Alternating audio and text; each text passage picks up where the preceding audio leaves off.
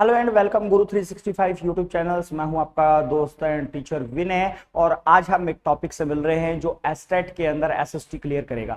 Topic क्या है? History आज हम स्टार्ट कर रहे हैं पढ़ने के लिए। फटाफट से हेडिंग दीजिएगा कि आज जो हिस्ट्री हम डिस्कस कर रहे हैं वो हिस्ट्री होती क्या है। हिस्ट्री होती क्या है इसके से पहले मैं आपको बता दूं, आप लगभग आधे घंटे की वीडियो देखी होगी पहली जो प्रीवियस रहा है इससे पहले, उसमें आपको पता चल गया होगा कि हिस्ट्री मुश्किल है, आसान है, क्या कुछ है, हिस्ट्री है क्या चीज, कितनी हिस्ट्री तुम्हें एसएसटी के लिए पढ़नी पड़ेगी। अभी टाइम वेस्ट मैं उस पर नहीं कर रहा हूं, बट हिस्ट्री से अगर क्वेश्चन अगर आप बात कर रहे हैं तो आपके पेपर में क्वेश्चन किस टाइप से टैग होएगा वो क्वेश्चन समझिएगा। अगर मैं हिस्ट्री की बात कर रहा हूं तो फर्स्ट क्वेश्चन तो यही बन जाता है बेटा कि फादर ऑफ हिस्ट्री, इसका मतलब हिस्ट्री के पापा कौन है। तो आप याद रखिएगा सर, फादर ऑफ हिस्ट्री अगर हम बात करें तो नोट करेंगे हेरोडोटस जो है वो हिस्ट्री के पापा रहे हैं सर।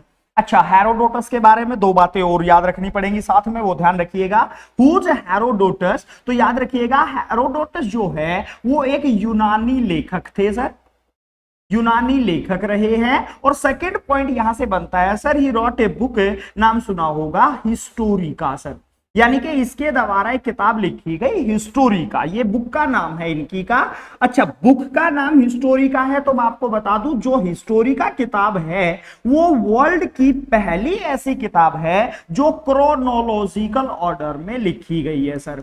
किस ऑर्डर में लिखी गई बेटा? क्रोनोलॉजिकल ऑर्डर में लिखी गई। अब क्रोनोलॉजिकल ऑर्डर क्या होता है? क्रोनोलॉजिकल ऑर्डर होता है क्रमबद्ध तरीके से लिखी गई वर्ल्ड की पहली किताब। और सर ये किताब जब अच्छी लिखी गई थी, क्रोनोलॉजिकल यानी और सीरीज में लिखी गई थी, इसलिए क्वेश्चन बनता है सर कि फादर ऑफ हिस्ट्री यानी कि हिस्ट्री के पापा कौन है। चलिए नेक्स्ट मूव करते हैं। अगर मैं इससे आगे मूव कर रहा हूं तो एक चीज और समझिएगा, अगर आपसे पूछा जाए सर टाइप्स ऑफ हिस्ट्री क्या है तो याद रखिएगा टाइप्स ऑफ हिस्ट्री अगर ध्यान रखेंगे, क्वेश्चन कहां से बनेगा वो मैं आपको अभी बता दूंगा। टाइप ऑफ हिस्ट्री याद रखिएगा तीन टाइप है हिस्ट्री के, अगर आप जानते हैं तो कमेंट करिए फटाफट से। अच्छा, एक और चीज सुनना, अगर आप ये कमेंट कर रहे हैं सर कि हिस्ट्री तीन टाइप्स में है, ancient history, medieval history and modern history, तो रुक जाना प्लीज। क्या मैं इंडियन हिस्ट्री की बात नहीं कर रहा हूं, क्योंकि ये जो वर्ड तुमने सुना है ना जहां पे, वो आपने क्या सुना है? आपने एंशिएंट इंडियन हिस्ट्री सुना है, मेडिवल्स इंडियन हिस्ट्री सुना है, उसके बाद अगर मैं बात कर रहा हूं मॉडर्न इंडियन हिस्ट्री सुना है। मैं इंडियन हिस्ट्री की बात नहीं कर रहा हूं, मैं बात कर रहा हूं कि हिस्ट्री ही कितने टाइप की होती है। तो याद रखिएगा सर हिस्ट्री तीन टाइप्स की होती है। फर्स्ट टाइप प्रागैतिहासिक काल की हिस्ट्री सर, याद रखिएगा प्रागैतिहासिक काल की हिस्ट्री होती है, pre historical age. Second proto historical यानी कि अर्ध ऐतिहासिक काल की हिस्ट्री होती है। और अगर मैं थर्ड बात कर रहा हूं तो सर हमारे पास एक हिस्ट्री और होती है, ऐतिहासिक काल की हिस्ट्री। याद रखिएगा हिस्ट्री जो होती है वो तीन टाइप की होती है सर। कौन कौन सी? प्रागैतिहासिक काल की हिस्ट्री, अर्ध ऐतिहासिक काल की हिस्ट्री, और याद रखेंगे ऐतिहासिक काल की हिस्ट्री। अच्छा, प्रागैतिहासिक काल की हिस्ट्री कौन सी हिस्ट्री होती है सर? हमारे पास हिस्ट्री का यानी कि प्रागैतिहासिक काल उस टाइम की हिस्ट्री होगी जिस टाइम पर रहने वाला जो आदमी था ना, यानी मनुष्य था, वो लिखना या पढ़ना बेटा जाने था, यानी कि या लिखना या पढ़ना जानता था या नहीं जानता था, इस बारे में हमारे पास कोई भी एविडेंस, यानी कि जो प्रेजेंट आपका मानव है उसके पास कोई एविडेंस नहीं है। उस टाइम की हिस्ट्री को हम क्या बोलते हैं सर? आपका प्रागैतिहासिक काल की हिस्ट्री। नेक्स्ट बात कर रहे हैं सर अर्ध ऐतिहासिक काल की हिस्ट्री कौन सी होती है? बेटा अर्ध ऐतिहासिक काल की हिस्ट्री उस टाइम की हिस्ट्री होगी जिस टाइम पे रहने वाला मनुष्य लिखना जानता था सर। एविडेंस है बेटा हमारे पास, जिस टाइम पर रहने वाला मनुष्य यानी कि वो लिखता था तो वो पढ़ता होगा, याद रखेंगे एविडेंस है हमारे पास। बट उसने कौन से लव लेटर लिखे? प्रेजेंट टाइम पर जो मनुष्य है उसको वो समझ नहीं आ रहा है, तो सर उस टाइप की हिस्ट्री को हम क्या बोलते हैं? अर्ध ऐतिहासिक काल की हिस्ट्री बोलते हैं सर, ध्यान रखेंगे। और जैसा कि एक एग्जांपल्स मैं आपको पहले ही बता देता हूं, जो मैंने कहा था क्वेश्चन पूछ रहा हूं, क्वेश्चन समझिएगा।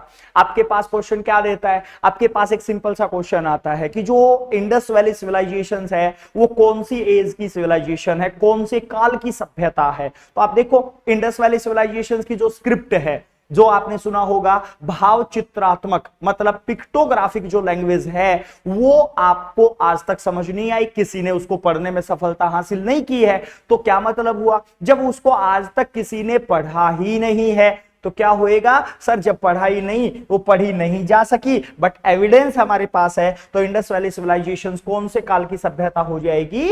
अर्ध ऐतिहासिक काल की सिविलाइजेशन हो जाएगी। तीसरी सभ्यता हमारे पास है सर ऐतिहासिक काल, जिस टाइम पर रहने वाला मनुष्य, याद रखिएगा, लिखना जानता था, वो पढ़ना जानता था, और आज प्रेजेंट जो आदमी है वो उनको पढ़ पा रहे हैं, उसको हम क्या बोलते हैं बेटा? उसको बोला जाएगा ऐतिहासिक काल की हिस्ट्री सर। तो हिस्ट्री 3 टाइप की होती है। कौन कौन से 3 टाइप हैं याद रखिएगा? प्रागैतिहासिक, अर्धऐतिहासिक और ऐतिहासिक। एक क्वेश्चन मैंने पूछा है, आप फटाफट से आंसर जानते थे या नहीं जानते थे कमेंट करिएगा।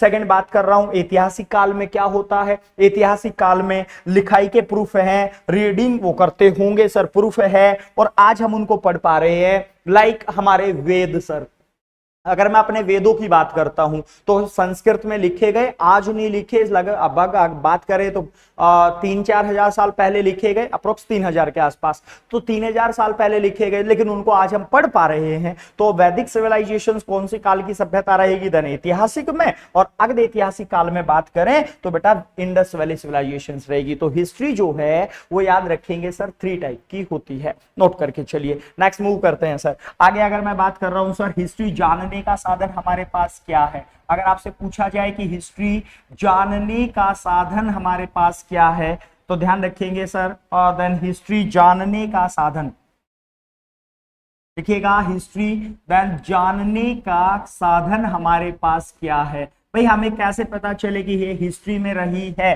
यानी कि ये बातें हिस्ट्री में हमारे पास रही हैं, उसको हम कैसे जान सकते हैं कि ये हिस्ट्री में था सर? तो आप ध्यान रखेंगे, जो चीजें हमारे पास हिस्ट्री को जानने में सहायक होंगी, मैं उन चीजों को आपको बता देता हूं। देखो, सबसे पहले मैं ये नहीं बता रहा हूं, जैसे मैं आपको पढ़ा रहा हूं आप हिस्ट्री जान रहे हैं सर, ये सभी को पता है। कुछ प्राचीन खंडर मिलेंगे सर, उनको खुदाई करेंगे, उनके बारे में एविडेंस कलेक्ट करेंगे, सभी को पता है सर। ऑरल रूप से हो सकता है, रीडिंग रूप से, प्राचीन कोई किताबें हैं उनके माध्यम से हो सकता है। बट मैं आपको एक चीज बताता हूं, हिस्ट्री जानने का एक साधन जो पेपर के लिए इंपॉर्टेंट है वो है C14 sir. And here C stand for carbon, तो आप याद रखिएगा C14 stand for carbon 14 sir. अच्छा, वाई फेमस कार्बन 14? तो आप याद रखेंगे इज ए डेंटिंग टेस्ट। ये भी पेपर में क्वेश्चन बनाएगा, कैसे बनेगा अभी बताता हूं सर। ये क्या है? एक डेंटिंग टेस्ट है सर। और डेंटिंग टेस्ट में क्या होता है सर, हम इसकी मदद से क्या जानते हैं सर? फोसिल्स की एज पता करते हैं, यानी कि फोसिल्स जो हमारे पास हैं उनकी एज पता करने के लिए किस चीज का प्रयोग किया जाता है सर? एक हिस्ट्री जानने का साधन हमारे पास हो सकता है, जिसको क्या बोलते हैं? C14। अगर ऑप्शन में ना मिले तो कार्बन 14 आप याद रखिएगा। ये भी ऑप्शन ना मिले सर, डेंटिंग टेस्ट ऑप्शन रख सकते हैं। ये भी ना मिले तो क्वेश्चन ऐसा पूछा जाएगा सर, C14 से किस चीज का पता किया जाता है? Age of fossil sir. तो आप ये ध्यान रखिएगा, ये हिस्ट्री जानने का एक साधन हमारे पास अवेलेबल है सर। दूसरा, अगर मैं बात कर रहा हूं सर, एक क्वेश्चन और ध्यान रखना, न्यूमिस्मेटिक सर। एक पेपर में बहुत बार रिपीटेड वर्ड है सर, न्यूमिस्मेटिक क्या होता है सर? न्यूमिस्मेटिक, ये न्यूमिस्मेटिक शब्द क्या होता है याद रखिएगा। न्यूमिस्मेटिक एक इंग्लिश में भी OWS में काम आएगा, यहां पे हम SST हिस्ट्री पढ़ रहे हैं तो हिस्ट्री में भी काम आएगा। क्या सर? SST में जब हम पढ़ रहे हैं तो न्यूमिस्मेटिक क्या होता है sir? The study of old metal coins, मतलब हमारे पास जो प्राचीन सिक्के होते हैं ना, उनका जो अध्ययन होता है वो सर ध्यान रखेंगे क्या कहलाता है? न्यूमिस्मेटिक कहलाता है। कौन सा सिक्का किसने चलाया? अच्छा चलो एक चीज और मैं साथ में लिखवा देता हूं आपको, कौन सा सिक्का किसने चलाया। 10 क्वेश्चन बता रहा हूं, फटाफट से ऐड करिएगा, आप लिख लो, नोट करते चलिएगा साथ साथ। आगे हिस्ट्री में क्वेश्चंस रिपीट होंगे, लेकिन उससे पहले उन क्वेश्चंस के आंसर पता है, साथ साथ कमेंट करते रहिए। फर्स्ट, अगर आपसे पूछा जाता है भारत में सोने के सिक्के किसने चलाए सर? इनके बारे में तो स्टडी किया होगा ना, तभी तो न्यूमिस्मेटिक वर्ड आता है सर। तो सोने के सिक्के अगर आपसे पूछे कि सोने के सिक्के किसने चलाए, तो आंसर करिए फटाफट, जानते हैं तो। बट पेपर में क्वेश्चन पूछ लेता है शुद्ध शुद्ध सोने के सिक्के किसने चलाए थे? अगर भारत से पूछा जाए तो बेटा शीशे के सिक्के भी एग्जामिनर पूछता है। सर चांदी के सिक्के किसके काल में ज्यादा रहे हैं? ऐसे ऐसे क्वेश्चन आते रहते हैं। भारत में चमड़े का सिक्का भी चला, तो चमड़े के सिक्के किसने चलाए थे? ऐसे ही करेंसी का नाम पूछ लेता है एज इट इज। सर टका और हिस्ट्री में क्वेश्चन आ जाए, जीतल किसने चलाया? सर निसार नाम का सिक्का किसने चलाया था? ऐसे ही क्वेश्चन अगर आपसे पूछा सर जलाल सिक्का किसने चलाया था? बेटा दिस जलाल। तो ये अपोजिट साइड वर्ड्स हैं, कुछ याद रखिएगा, आगे रिपीट होएंगे। सर जलाल सिक्का किसके द्वारा चलाया गया है? उसके बाद रुपया करेंसी किसके द्वारा चलाई गई? सर रुपया किसने चलाया? तो ऐसे ऐसे क्वेश्चन आपके पास एग्जाम में मिलते हैं, यानी कि सीधे आ जाते हैं सर कौन सा सिक्का किसने चलाया। तो इनको एक बार नोट कर लीजिए, फिर वापस टॉक बैक करते हैं टॉपिक से। चलो सोने का सिक्का कमेंट करो इनको। चलो एक बार इस स्लाइड को मैं 2 मिनट बाद करा दूंगा, एक बार कमेंट कर दो कि कौन कौन से आपके इनमें से सिक्के आप जानते हैं। अब मोस्टली देखो यूज होने वाली करेंसी है इंडिया के अंदर, अभी यूज हो रहा है रुपया। सर तो किसके द्वारा चलाया गया अगर आपसे पूछ लिया जाए तो रुपया। सर चलो लिख ही देते हैं, ठीक है, टाइम वेस्ट नहीं करना, पेपर नजदीक है। रुपया करेंसी किसने चलाई थी? तो आप याद रखिएगा देन शेरशाह सूरी ने। सर शेरशाह सूरी के द्वारा चलाया गया। जलाल सिक्का नाम सुन रहा है ना, जलालुद्दीन मोहम्मद अकबर सुना होगा, जलालुद्दीन मोहम्मद अकबर। तो जलाल सिक्का किसने चलाया था? याद रखिएगा ये चलाया बेटा अकबर ने चलाया था। निसार सिक्का सर जहांगीर ने चलाया था। जहांगीर ने, ध्यान रखिएगा, जो निसार नाम का सिक्का चलाया था उस सिक्के के अंदर इनकी पत्नी नूरजहां की फोटो होती थी। तो क्वेश्चन आ जाता है कि आपका जहांगीर के द्वारा कौन सा सिक्का चलाया गया जिसमें उनकी पत्नी नूरजहां की फोटो डाली थी? वो था निसार सिक्का। टका और जीतल बेटा इल्तुतमिश ने चलाए हैं, इल्तुतमिश। तो आप ध्यान रखेंगे इल्तुतमिश के द्वारा चलाया गया। चमड़े के सिक्के निजाम भिस्ती नाम का व्यक्ति था, ये हम मुगल काल में पढ़ेंगे, तो निजाम भिस्ती यहाँ पे इस व्यक्ति ने चलाया था। चांदी के सिक्के आपको पता होगा गुप्त शासकों के टाइम पे चले हैं। शीशे के सिक्के पढ़ा हो तो देन, नहीं पढ़ा तो नोट करिए, सातवाहन डायनेस्टी वालों ने चलाए थे सर। और शुद्ध सोने के सिक्के ध्यान रखेंगे, और सोने के सिक्के याद रखेंगे भाई, सोने के सिक्के चलाए थे इंडो ग्रीक। वर्ड याद रखिएगा इंडो ग्रीक सर, जिसके लिए हिंदी वर्ड आता है हिंद यूनानी। पर हिंद यूनानी व्यक्तियों ने चलाए थे। और शुद्ध सोने के सिक्के अगर आपसे पूछ लिया जाए तो कुषाण डायनेस्टी वालों ने चलाए हैं सर। और कुषाण में एक राजा सुना होगा कनिष्क। तो ये आपको ध्यान रखना है, ये अपोजिट साइड डाटा होता है बेटा, ये आगे चल के रिपीट होएगा, क्योंकि जीएस या एसएसटी का केवल एक ही सॉल्यूशन है, अगर रिपीटेशंस नहीं तो याद नहीं, इसलिए मैंने आपको ये बताया। बात पे आइए टॉपिक से। तो हिस्ट्री जानने का एक साधन हमें पता चल गया सर, न्यूमिस्मैटिक्स से भी हम हिस्ट्री पता कर सकते हैं कि हिस्ट्री में क्या क्या चीजें हैं। सेकंड बात करें C14 क्या होता है। अच्छा C14 से एक और चीज बता दूं, मान लीजिए मैं घर की खुदाई कर रहा हूं और नींव बनाते समय कोई कंकाल मिल गया। कंकाल कितने साल पुराना है इस बात का पता हमें कैसे चलता है? तो इस बात का पता चलता है सर हमें C14 से, और C14 stand for carbon 14 sir. वापस आते हैं टॉपिक से, आगे चलिएगा भाई। ये चीजें पता चल गया हिस्ट्री जानने का साधन। फर्स्ट टॉपिक हेडिंग बनाइए सर, हिस्ट्री से पहला टॉपिक स्टोन एज बेटा। क्या पाषाण काल कब से कब तक का टाइम है, क्या क्या क्वेश्चन आते हैं, वो चीजें मैं अभी क्लियर करा रहा हूं। देखो बेटा स्टोन एज की अगर मैं बात कर रहा हूं, ये कब का साल है? लगभग आप ध्यान रखिएगा आज से 250,000 साल पहले से लेकर के 10,000 साल पहले फर्स्ट ब्रेक मान लेते हैं, आफ्टर 9,000 साल पहले सेकंड ब्रेक, और उसके बाद आज से लगभग 4,000 साल पहले लास्ट ब्रेक। इसका मतलब है सभी घटनाएं बीसी की हैं, और बीसी का मतलब मैं अभी बता चुका हूं क्या होता है, कमेंट करके बताइए। बीसी स्टैंड फॉर क्या था? हिंदी ईसा पूर्व होता है, फुल फॉर्म पूछ रहा हूं सर। फर्स्ट वर्ड देखिए, 250,000 से लेकर के लगभग जो 10,000 के बीच का जो एरा हमारे पास है, टाइम है, उसको बोला जाता है पुरा पाषाण काल सर। याद रखेंगे इसको क्या बोलते हैं? पुरा पाषाण काल। तो आप ध्यान रखेंगे पाषाण काल का फर्स्ट पार्ट जो हम जानते हैं वो होता है पूरा पाषाण काल सर। सेकंड जो 10,000 से 9,000 के बीच का टाइम है सर, इसको हम जानते हैं, याद रखिएगा ये वाला टाइम है आपका मध्य पाषाण काल। इसको बोलते हैं मध्य पाषाण काल। और जो तीसरा हमारे पास है सर 9000 से 4000 के बीच का टाइम, इसको बोला जाता है नव पाषाण काल सर, नव पाषाण काल। अब क्वेश्चन पेपर में समझो, क्वेश्चन यहां से किस पैटर्न से कहां तक आता है। अच्छा देखो, समझना पड़ेगा, रटाफिकेशन से नहीं बात बनने वाली है। रटाफिकेशन में तो दो दो पॉइंट्स बनेंगे, मैं लिखवा देता हूं, बट उन चीजों को क्लियर करना है हमें, और क्लियर करने के लिए कैसे आप उनको क्लियर कर सकते हैं वो समझिएगा। एक पैटर्न से बताऊंगा ताकि आप इजी याद रख पाए। अच्छा सोचिए बेटा, मैं बात कर रहा हूं सर आज से याद रखेंगे 250,000 साल पहले की घटना।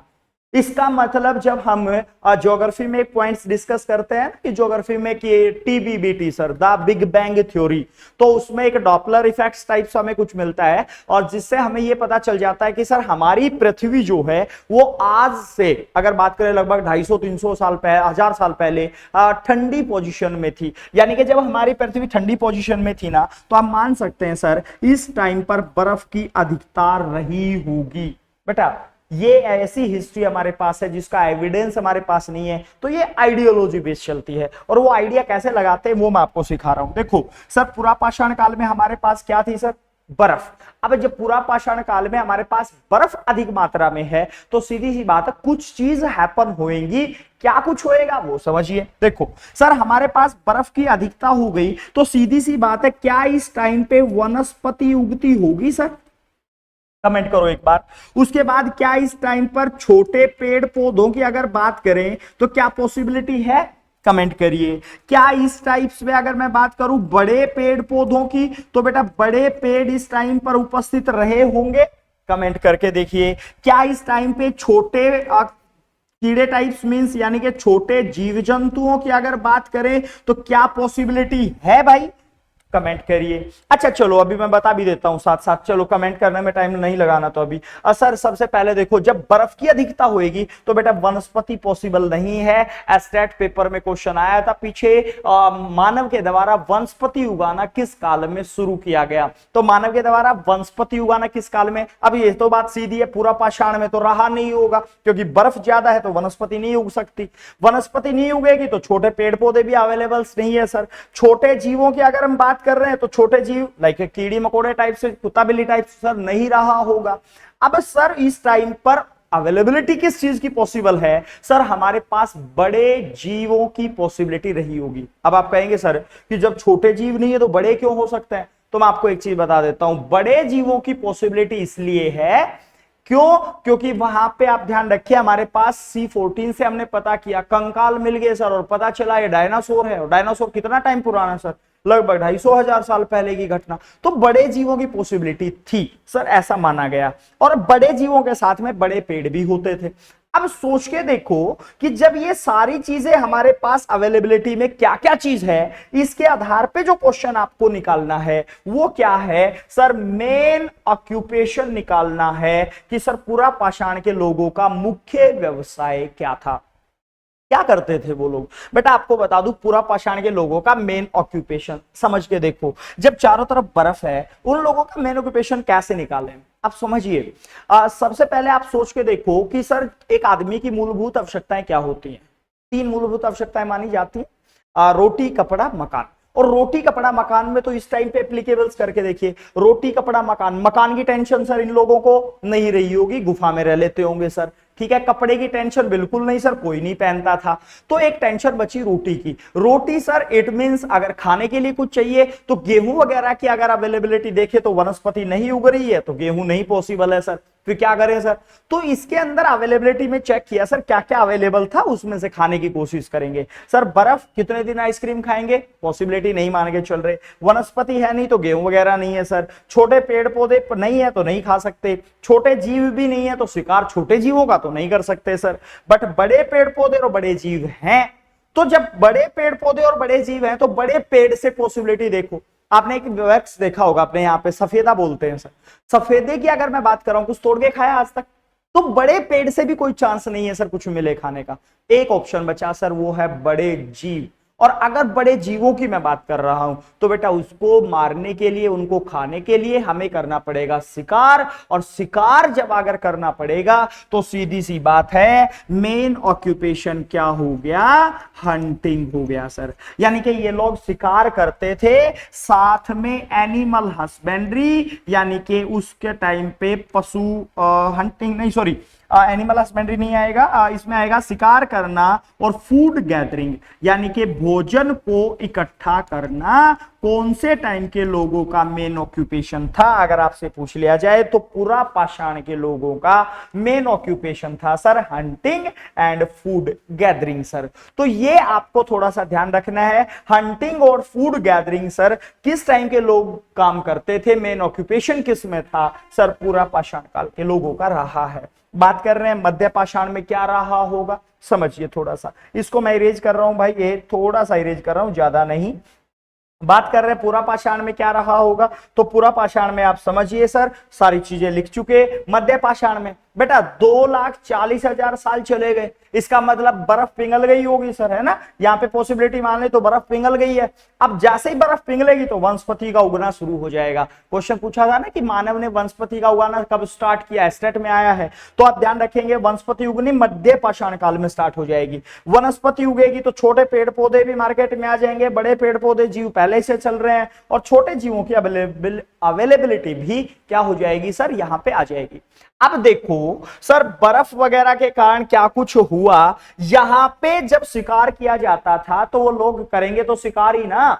अब जब वो शिकार करेंगे तो आप समझ के देखिए, यहां पे अगर मान लो एक हाथी को मारा जाता था तो एक फैमिली उसको लगभग 1 महीने तक खा सकती थी आराम से। क्यों? जो आपका हाथी मारा गया वो सड़ता गलता नहीं था। लेकिन जैसे ही 2,40,000 साल गए, नेचुरल फ्रीज हमें से छीन लिया गया, अब वो सड़ जाएगा हाथी। तो अब उन्होंने क्या ऑप्शन तलाशा, उन्होंने देखा कि सर मार्केट में छोटे जीव आ चुके हैं, और मार्केट में जब छोटे जीव हमें मिले होंगे तो मैं आपको बता दूं सर उन्होंने छोटे जीवों का शिकार करना स्टार्ट किया होगा। लेकिन एक चीज और समझिए, छोटे जीव कहां मिल सकते हैं, अगर हम इस चीज की पॉसिबिलिटी की बात करें तो छोटे जीव को छुपने के लिए क्या चाहिए होगी सर, आप ध्यान रखेंगे, छोटे जीव को छुपने के लिए जगह चाहिए होगी वनस्पति की, और वनस्पति इस काल में उगनी जब स्टार्ट हो ही गई है तो आपको मैं एक चीज बता देता हूं, अब उसने वनस्पति देखी कहां कहां उगी हुई है, क्योंकि छोटा जीव वहीं छुपा हुआ है,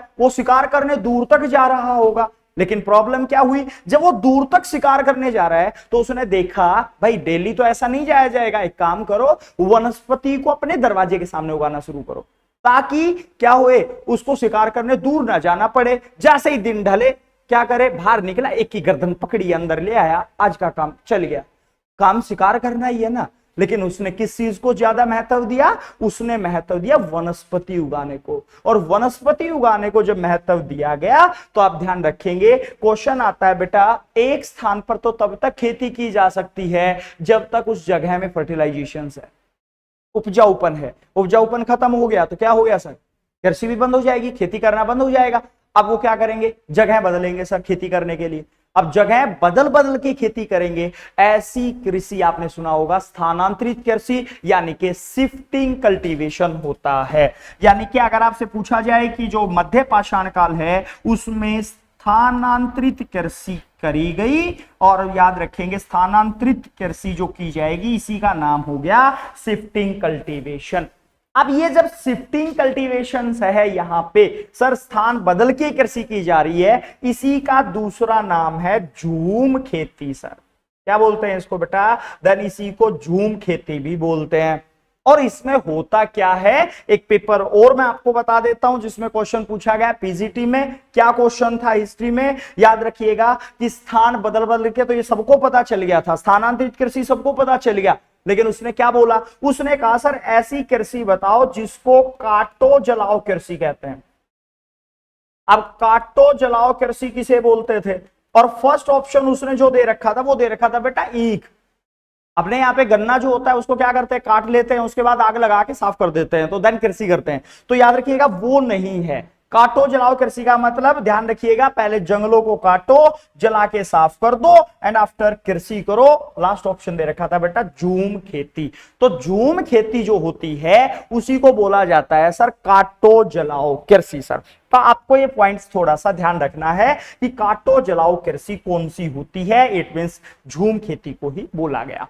नेक्स्ट बात कर रहे हैं सर, आगे चलिए। नवपाषाण काल क्या होता है नवपाषाण काल में? अगर नवपाषाण में बात कर रहे हैं सर, ध्यान रखिएगा, अब आदमी का काम तो शिकार करना चल रहा है ना, लेकिन बेटा ऐसा भी तो हो सकता है ना इस टाइम पे कि उसको डेली शिकार मिलता होगा, पॉसिबिलिटी है? नहीं है। ऐसा भी तो हो सकता है उसको एक आधे दिन फास्ट करना पड़े, और बेटा ऐसा भी तो हो सकता है ना नवरात्रे करने पड़ जाए। तो अब जब नवरात्रे करने पड़ गए तो आदमी ऑप्शन तो तलाशेगा सर, भूखा मर रहा है क्या करे, उसने ऑप्शन तलाशा भी होगा। हो सकता है उसके दरवाजे के सामने गेहूं वगैरह उग के आया हो, उसने खा के देखा सर मजा आ गया, तो उसने क्या किया, गेहूं को प्रॉपर तरीके से उगाना शुरू कर दिया, मतलब यानी कि उसने कर दिया कृषि को प्रॉपर तरीके से उगाना, साथ में पशु पालना शुरू करेंगे। और बेटा पशु इसलिए पाले जाते थे, एक लोकल वर्ड यूज कर रहा हूं, हमारे यहाँ हरियाणवी में बोला जाता है, कैसे सर, अगर मान लो आज घर में दाने खत्म हो गए तो बाहर बंधा हुआ काटड़ा अपनाए है। मतलब सर याद रखेंगे, पशु पाले क्यों जाते थे? पशु इसलिए पाले जाते थे सर, कृषि प्लस पशुपालन, एग्रीकल्चर प्लस एनिमल हस्बेंड्री, मतलब अगर कृषि के लिए आज खाने को कुछ नहीं है तो पशु खाने के लिए ही पाले गए हैं। तो आपसे क्वेश्चन सीधा सा पूछा जाए, एग्रीकल्चर प्लस एनिमल हस्बेंड्री कौन से टाइम के लोगों का मेन ऑक्यूपेशन है? सर नवपाषाण। स्थानांतरित कृषि झूम खेती किस काल में हुआ? मध्य पाषाण। सर पुरापाषाण में क्या था मेन ऑक्यूपेशन? आपका हंटिंग एंड फूड गैदरिंग, भोजन को इकट्ठा भी करते थे वो लोग। नवपाषाण में दो काम और हुए सर, एक हुआ आदमी के द्वारा पहिए का आविष्कार किया गया। पहिया जो देखा होगा तुमने, पहिया गोल होता है सर, है ना, चकुटा तो नहीं है किसी के घर में? अच्छा चलो बात कर रहे हैं, पहिया जो है सर वो कैसा होता है? गोल होता है। जब पहिया गोल होता है तो सीधी सी बात है, कुम्हार की चाक देखी आप लोगों ने, वो भी बेटा गोल होती है। तो पेपर में आ जाए कुम्हार की चाक जो है वो किस टाइम पे आपकी यूज हुई है? तो बेटा कुम्हार की चाक नवपाषाण में यूज हुई, पहिया नवपाषाण में आया है। अब ये था एक कंसेप्ट समझाना आपको। कंसेप्ट अगर आपको समझ आ गया है तो आपसे मैं कुछ क्वेश्चन पूछ रहा हूं जो प्रीवियस रहे हैं, फटाफट से कमेंट करते चलिए। देखो जैसा आपने सिचुएशंस के अकॉर्डिंग कंसेप्ट को क्लियर किया, इस कंसेप्ट से दो तीन क्वेश्चंस आपके निकलते होंगे, कैसे निकले वो समझना। क्वेश्चन फर्स्ट पूछा जा सकता है, मानव ने पत्थर के औजार किस काल में यूज किए? सोच के बताओ, फटाफट कमेंट करिए। पत्थर के औजार किस काल में यूज किए गए? तो पत्थर के औजार यहाँ पे अगर हम बात कर रहे हैं सर, पुरापाषाण, मध्य पाषाण या नवपाषाण? अगर आपके अंदर माइंड में आ रहा है सर पत्थर के औजार नवपाषाण में, चलो ये भी माइंड में नहीं आ रहा तो यहाँ पे काटो जलाओ बोला सर, आग जलाते होंगे तो पत्थर यूज हुए, औजार बना। नहीं सर, एक चीज और सोचनी है आपको, पाषाण काल में आप सोचो वो हंटिंग कर रहे हैं, किसी को हाथी गिराना है, तो आप समझिए पूरा जो फैमिली है वो पैर ऐसे लगा के बैठ जाएगा कि सर आ जाओ हाथी गिर जाएगा। नहीं, पत्थर के औजार यूज किए गए होंगे। तो पत्थर के औजार किस काल में यूज हुए सर? नोट कर लीजिएगा, पाषाण काल में। आग जलाना किस काल में सीखा है? मध्य पाषाण काल में। और सर नव पाषाण काल में पहिया और कुम्हार की चाक। और कुम्हार की चाक से डाइवर्ट हो सकता है क्वेश्चन, कैसे डाइवर्ट होएगा? मिट्टी के बर्तन जो है आपके कौन से काल में बनाने शुरू किए मानव ने? तो मिट्टी के बर्तन किस काल में आए हैं सर? कुम्हार की चाक से। मारुति 800 नहीं बनेगी बेटा, क्या बनेगा? कुम्हार की चाक से मिट्टी के बर्तन। सर किस में आएगा? नव पाषाण काल में आएगा। तो ये क्वेश्चंस आपको थोड़ा सा ध्यान रखना है। मानव के द्वारा आग का प्रयोग व आग की खोज किस काल में हुई है? अकॉर्डिंग टू एनसीईआरटी सर हमें मिडल स्टोन एज, मध्य पाषाण काल के साथ ही जाना पड़ेगा। नेक्स्ट चर्चा कर रहे हैं सर, अगला टॉपिक फटाफट से इसको नोट कर लो। सेकंड चर्चा करें सर, लिखिएगा धातु काल। और धातु काल क्या कहता है? टाइटल दीजिएगा धातु काल। सर मेटल से क्या क्वेश्चन आ सकते हैं? देखो हमने कहां पे खत्म किया था अभी? 4000 पे ना। 4000 बीसी से शुरू कर दो बेटा, 3200 बीसी फर्स्ट ब्रेक बना लो, सेकंड 1750 बीसी सेकंड ब्रेक बना लो, और ध्यान रखेंगे 600 बीसी लास्ट ब्रेक बना लो। यानी कि हमने 250,000 से स्टार्ट किया, 4000 तक तो स्टोन एज, क्योंकि मोस्टली यूज किसका होता था? स्टोन का, पत्थर का, तो हमने वो स्टोन एज बनाया। उसके बाद सर यहाँ पे मेटल धीरे धीरे यूज होगी, तो इसको बोलेंगे मेटल एज। जब धातु यूज होनी स्टार्ट होगी, कब से कब तक का टाइम है बेटा?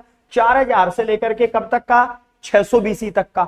अब 4000 से 600 बीसी तक का जब ये टाइम है तो इस टाइम में क्या कुछ हुआ? उसके बारे में बताता हूं, समझना। मेटल यूज होएगी, लेकिन नाम देखो सर। सबसे पहले अगर आपसे पूछ लिया जाता है क्या कि 4000 से 3200 के जो बीच का टाइम है ना, इस पार्ट को क्या बोलते हैं? इसको बोलते हैं बेटा ताम्रपाषाण काल। ये हो गया ताम्रपाषाण काल सर।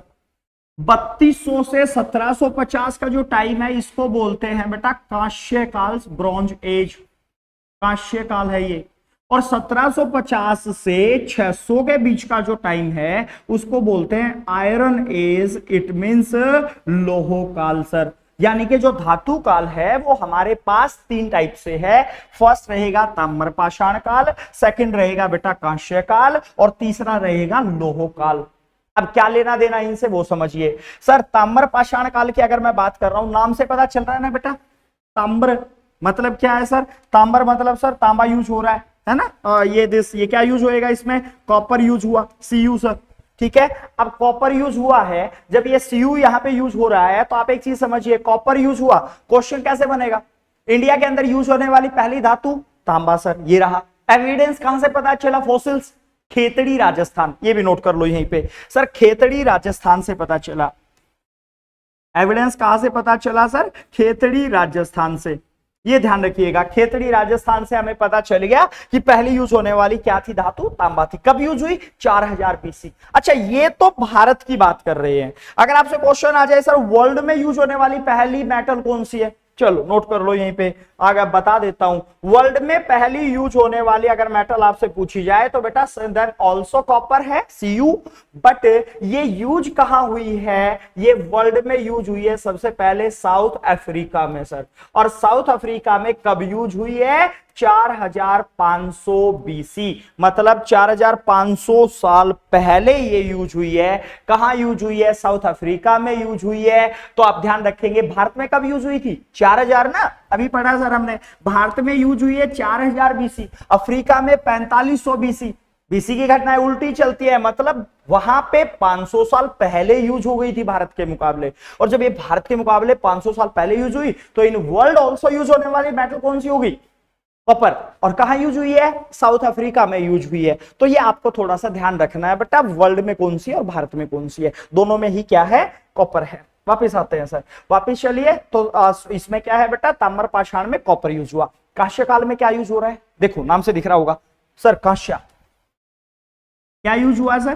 कांस्य। अच्छा, कांस्य धातु है, मेटल है? नहीं है। कांस्य वो एलॉय है सर, कांस्य इज एलॉय। एलॉय होता है मिश्र धातु। अब जब कांस्य मिश्र धातु है, तो बेटा क्वेश्चन ध्यान रखना कि कांस्य किन्हीं 2 धातुओं से मिलकर बनी है, और किन्हीं 2 धातुओं से मिलकर बनी है। इसका मतलब समझना कि जब 2 धातुओं से मिलकर, कौन कौन सी धातुओं से? अच्छा, ये सभी को पता होता है क्या कि तांबा प्लस टिन से बनती है बेटा कॉपर, सॉरी कांस्य। किससे बनेगा? तांबा कॉपर प्लस टिन से बनेगा। अब ये सबको पता है कि तांबा प्लस टिन से बनता है, लेकिन प्रॉब्लम क्या है? एग्जामिनर कॉपर प्लस टिन नहीं लिखेगा। क्या लिखेगा वो सर? एग्जाम्पल देखते हैं हम। मैं आपको बता दूं बेटा, वो लिखेगा, आप सोच के देखो। चलो कमेंट बताओ आप, ए बी सी और डी कौन सा राइट आंसर है? क्वेश्चन यही है आपका। जो ब्रॉन्ज है वो किन 2 धातुओं से मिलकर बना है? ऑप्शन देखो, Cu plus Tn, Cu plus Zn sir, Cu plus आपका Zn, ये रहा Sn हो गया, Cu plus Pb sir. Then फटाफट से कमेंट करिए क्या कौन सा आंसर है भारत में। अगर आपसे पूछ लिया जाए पेपर में कि सर जो आपका कांस्य है वो कौन सी धातुओं से मिलकर बना है, तो कांस्य जो होगा वो इनमें से कौन सी धातु से मिलकर बना है? मैंने बता दिया है, बना है किससे? तांबा प्लस टिन से। एंड इस सिंबल्स के अकॉर्डिंग आप फंस जाते हो। ये तो सभी में Cu लिखा मिलेगा सर, ठीक है, ध्यान रखिएगा। मैं आपको बता देता हूं, पीवी स्टैंड फॉर क्या होता है? लेड, ना कि टिन। Zn होता है जिंक होता है, Tn कुछ होता ही नहीं पीरियोडिक टेबल्स में। एक ही ऑप्शन बचता है सर, कौन सा? Sn। यानी कि हमारे पास जो बना कांस्य बनेगा सर कॉपर प्लस टिन से। बहुत बता रहा हूं, चिल्ला के बता रहा हूं सर, ध्यान रखना पेपर में रिपीट होता है, ये याद करके जाओगे, ऑप्शन उस पैटर्न से आपको मिलेंगे सर। सेकंड क्वेश्चन से एक और बताता हूं, लोहे के बारे में ध्यान रखना। नाम से पता चल रहा है लोहा यूज हुआ होगा, बट लोहे के साथ एक चीज और ध्यान रखिएगा बेटा, लोहे के साथ में एक और याद रखना है, वो है घोड़ा। क्या है ये इसका मतलब? मैं आपको एक सीधा बता रहा हूं, जो पॉइंट्स आप लिख लो, नोट कर लो। क्या? कि लोहा और घोड़ा जो है वो भारत में आर्यंस लेके आए थे। यानी कि लोहा और घोड़ा जो है वो भारत में कौन लेके आए बेटा? आर्य लोग लेके आए थे, आर्यंस लेके आए थे। अब इसका मतलब क्या समझे सर आप? इसका मतलब समझे सर कि जो आर्य लोग यहां पे जब लोहा और घोड़ा लेके आएंगे तो आर्यों के द्वारा तो बसाई गई सभ्यता आप जानते हैं को क्या बोला जाता है उसको? वैदिक सभ्यता, यानी कि वैदिक सिविलाइजेशन। और हमने जब कंटेंट्स पढ़ा है स्टार्टिंग वीडियो में तो हमने क्या किया था कि वैदिक सिविलाइजेशन से उससे पहले तो हमें इंडस सिविलाइजेशन जा चुकी है। तो यानी कि ये जो टाइम है यहां पे हमारे पास आती है बेटा सिंधु सभ्यता, ठीक है। और ये जो टाइम है यहां पे आती है वैदिक सभ्यता। तो क्वेश्चंस दो तीन बनते हैं, कैसे बनेंगे आप आंसर दीजिए। फर्स्ट क्वेश्चन, सिंधु सभ्यता के लोग कौन सी धातु के बारे में नहीं जानते थे? देखो बेटा क्या है, लोहा बाद में आर्यंस लेके आए हैं, तो इंडस वैली सिविलाइजेशंस के लोग किस धातु के बारे में नहीं जानते? सर लोहे के बारे में ये नहीं जानते हैं। सेकंड, किस पशु के बारे में नहीं जानते? अगर आपसे पूछे तो घोड़ा भी कौन लेके आया है? आर्यंस लेके आए हैं। और जो घोड़ा भी आर्यंस लेके आए हैं तो बेटा ये घोड़े के बारे में भी नहीं जानते हैं। तो आप ये थोड़ा सा ध्यान रखिएगा सर, ना तो ये घोड़े के बारे में जानते हैं, ना सिंधु सभ्यता के लोग लोहे के बारे में जानते हैं, ये आर्यंस लेके आए थे। बट एक क्वेश्चन बहुत खतरनाक है। क्या? आपसे पूछा जाता है सिंधु सभ्यता के लोग किस पशु को नहीं पालते थे? सर घोड़ा तो है ही नहीं, तो जानते ही नहीं, तो पालेंगे कहां से? बट एक ऑप्शन और आता है गाय। याद रखिएगा, इंडस वैली सिविलाइजेशन पढ़ाऊंगा आप, उसके अंदर आप क्लियर इजी हो जाएगा। सेकंड क्वेश्चन एक और आपसे पूछ रहा हूं, हम कंसेप्ट में पढ़ चुके हैं, फटाफट से कमेंट करिए। और क्या करना है, इंडस वैली सिविलाइजेशन कौन से युग की सभ्यता है? ताम्र युगीन, कांस्य युगीन, लौह का युगीन, कौन से युग में? तो आप दिख रहा होगा ना, वैसे तो कांस्य काल में आई है, तो कांस्य युगीन सभ्यता किसको बोलते हैं बेटा? सिंधु सभ्यता को। और अगर आपसे पूछे कि कौन से काल की सभ्यता है तो अग्ध ऐतिहासिक काल आप लोगों ने देखा होगा, मैंने पढ़ाया था, उसमें आपको लिखा भी होगा। धातु काल कंप्लीट हो गया सर। नेक्स्ट टॉपिक इसके अंदर ऐड करिएगा फटाफट से, दस लंबी क्लास रहेगी, इजी चलिए, सॉफ्ट चलिए, पेपर का पैटर्न लेके चल रहे हैं सर। ऊपर हेडिंग दीजिएगा सिंधु सभ्यता। क्या कुछ लेना देना है बेटा सिंधु सभ्यता से? अगर मैं बात कर रहा हूं आपके एग्जामिनर क्या क्वेश्चन पूछना चाहता है सिंधु सभ्यता से, वो आपको बता देता हूं थोड़ा सा। देखो सिंधु सभ्यता सबसे पहला क्वेश्चन पूछेगा सर टाइम। टाइम बेटा जर्नली 2500 से 1750 बीसी होता है, बट एग्जामिनर कई बार कंडीशनल क्वेश्चन डाल देता है तो इस टाइम को रिड्यूस कर देगा, 2350 से 1750 बीसी हो जाएगा। बट एनसीईआरटी के अकॉर्डिंग 2500 से 1750 है सर आपका, लेकिन याद रखना कंडीशनल क्वेश्चन होता है कई बार, उसमें 2350 से 1750 भी हम पढ़ लेते हैं। नेक्स्ट बात कर रहे हैं सर, इस सभ्यता का फाउंडर कौन है? कमेंट करके बताओ। और एक चीज और, रुक जाना, अगर दयाराम साहनी आप लिख रहे हैं तो सर ध्यान रखेंगे दयाराम साहनी नहीं है, ठीक है। फिर अगर चार्ल्स मैसन लिख रहे हैं तो भाई एक चीज देखिए, मैं आपको ऑप्शन दे देता हूं। एक व्यक्ति नाम सुना होगा चार्ल्स मैसन, ठीक है, और इसके साथ में एक व्यक्ति सुना आपने दयाराम साहनी। सर ये ध्यान रखना, आर डी बनर्जी आपके पास ऑप्शन मिल सकता है, आर डी बनर्जी। मैं आपको बता देता हूं ये कोई भी आपका इस सिंधु सभ्यता का फाउंडर नहीं है। फाउंडर का मतलब जिसने बसाई थी, इन लोगों ने तो खोजी है सर वो। तो याद रखिएगा कि सिंधु सभ्यता का फाउंडर कौन है। फाउंडर की अगर मैं बात कर रहा हूं तो फाउंडर लिखिएगा द्रविडियंस, यानी कि द्रविड़ लोग। और द्रविड़ लोग सर याद रखेंगे ओरिजिनल पीपल ऑफ इंडिया, यानी कि भारत के वास्तविक लोग हैं सर। ये भारत के वास्तविक लोग कौन हैं भाई? देन द्रविडियंस को बोला जाता है sir original people of India. After Aryans आएंगे और ये आर्यंस निकल जाएंगे, सॉरी द्रविडियंस थे, इनको हरा करके आर्यंस इंडिया में आएंगे और जो स्टे करेंगे सर उसके बाद आप ध्यान रखेंगे वो ओरिजिनल पीपल ऑफ इंडिया नहीं है। आप किसको बोलते हैं ओरिजिनल पीपल? Then Dravidians. हो सकता है हम यहाँ पे उपस्थित तो मिक्स ब्रिड हो। मिक्स ब्रिड में क्यों कह रहा हूं सर? क्योंकि देखो बेटा जब लड़ाई होती है, कोई दूसरे देश से आक्रमण करने आता है तो राजा चेंज होता है, प्रजा नहीं। और हम पर्जा में रहे हैं तो उनके साथ देन कुलीन तंत्र वगैरह में हम अगर विश्वास करें तो बेटा हो सकता है कि हम मिक्स ब्रीड में भी आ जाएं सर, ठीक है। अदरवाइज हम द्रविडियंस भी हो सकते हैं। एविडेंस की कमी है तो आप ध्यान रखिएगा। वापस आते हैं सर सिंधु सभ्यता में, आगे लिखिएगा मेन ऑक्यूपेशंस लिखो सर सिंधु सभ्यता का क्या रहा है। लिखिएगा मेन ऑक्यूपेशन। अगर मैं मेन ऑक्यूपेशंस मुख्य व्यवसाय की बात कर रहा हूं बेटा, देखो अगर इस क्वेश्चन का आंसर जानना है ना तो हमें दो तीन बातें पहले पता होना चाहिए। क्या पता होना चाहिए? सिंधु सभ्यता के बारे में एक पॉइंट सुनने में आता है ना, क्या सुनने में आता है सर? मकान पक्के होते थे, ठीक है। मकान पक्के हैं, सड़कें पक्की हैं, ठीक है। उसके बाद सड़क के दोनों साइड में सीवरेज सिस्टम बेटर है, मकान रेक्टेंगल ब्लॉकेज में बने हुए हैं। बात करें घर के दरवाजे बाहर की तरफ खुलते हैं, सीवरेज सिस्टम बेस्ट है। इसका मतलब क्या हो गया सर कि सड़कें एक दूसरे को समकोण पर काटती हैं सर, ठीक है। मकान रेक्टेंगल ब्लॉकेज में बने हुए हैं, पक्के हैं, सड़क पक्की है, designed city, design sir sorry नहीं लिखिएगा सर, ये कैसी सिटी है? एक डिजाइन्ड सिटी है। और सर जब डिजाइन्ड सिटी आती है ना तो बेटा डिजाइन्ड सिटी शहर में होती है गांव में? शहर में, मतलब अर्बन सिविलाइजेशन हो गया ये। अगर आपसे पूछे ना कि सिंधु सभ्यता कैसी सिविलाइजेशन है तो सिविलाइजेशन ध्यान रखिएगा शहरी सभ्यता या अर्बन सिविलाइजेशन। देखिएगा अर्बन सिविलाइजेशन सर, तो बेटा एक शहरी सभ्यता है ये।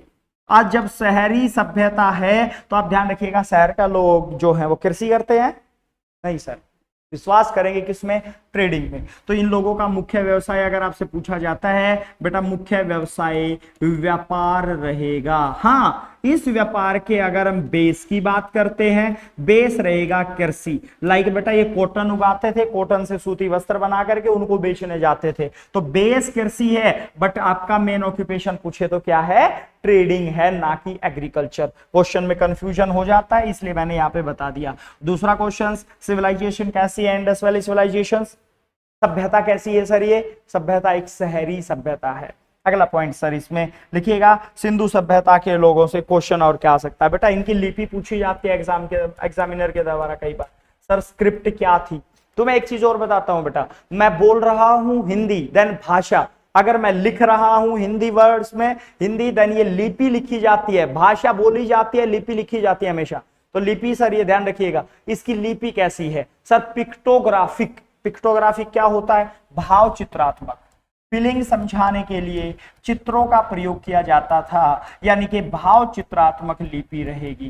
क्वेश्चन एक और आएगा सर, इस लिपि को पढ़ा किसने है? तो मैं आपको बता दूं सर, इस लिपि को आज तक पढ़ा नहीं जा सका है। और बेटा जब पढ़ा नहीं जा सका है इसीलिए ये सभ्यता अग्ध ऐतिहासिक काल की सभ्यता है। ऐतिहासिक काल की सभ्यता, अग्ध ऐतिहासिक। क्यों भाई? क्योंकि लिपि पढ़ी नहीं गई। एविडेंस है हमारे पास, आज हमें उनके बारे में पता नहीं है क्या कैसे पढ़ना, क्या लिखा है इन्होंने। तो इस लिपि को आज तक पढ़ा नहीं जा सका है, याद रखेंगे। लेकिन अब क्वेश्चन ऐसे आ गया ना पेपर में कि आपका लिपि सिंधु सभ्यता की लिपि को किसने पढ़ा? पढ़ा नहीं जा सका, रियल। बट आपके पास ऑप्शंस मिलता है बेटा। फर्स्ट जिस ऑप्शंस को लिखते हैं देन जेम्स प्रिंसेप। क्यों भाई जेम्स प्रिंसेप क्यों लिखा जाता है? क्योंकि देखो आपके माइंड में होता है सर इसने कुछ तो पढ़ा है। 1837-38 में इस कैरेक्टर के द्वारा अशोक के लेख पढ़े गए सर। क्या पढ़ा इसने? अशोक की इंस्क्रिप्शन सर, अशोक के लेख पढ़े थे। तो माइंड में क्या काम करता है बेटा? माइंड काम करता है सर इसने पढ़ा तो है कुछ, क्या पढ़ा है नहीं जानता, तो माइंड घूम रहा होता है। और क्यों ना इसने फिर सिंधु सभ्यता को भी पढ़ा हो, ऐसा लगा देते हैं। याद रखिएगा दोनों अलग अलग क्वेश्चन हैं। सिंधु सभ्यता को पढ़ा नहीं जा सका और अशोक के जो लेख हैं वो इंस्क्रिप्शन किसने पढ़ी है सर? जेम्स प्रिंसेप ने 1837 एंड 38। न्यू एनसीईआरटी 8 है, प्रीवियस में 1837 लिखा जाता है। तो ये आपको थोड़ा सा ध्यान रखना है, लिपि पढ़ी नहीं गई। हाँ एक चीज और, इस लिपि के बारे में एक चीज पता चली सर कि ये जो लिपि है ना बेटा, ये फर्स्ट रो में राइट टू लेफ्ट लिखी जाती थी, सेकेंड रो में left to right, right to left, left to right, right to left. ये लिखी ऐसे जाती थी सर। इसके बारे में ये जरूर पता चल गया। अब जब इतना पता चल गया तो दोनों साइड से लिखी जाने वाली लैंग्वेज इज कॉल्ड बूस्ट्रोफेडन।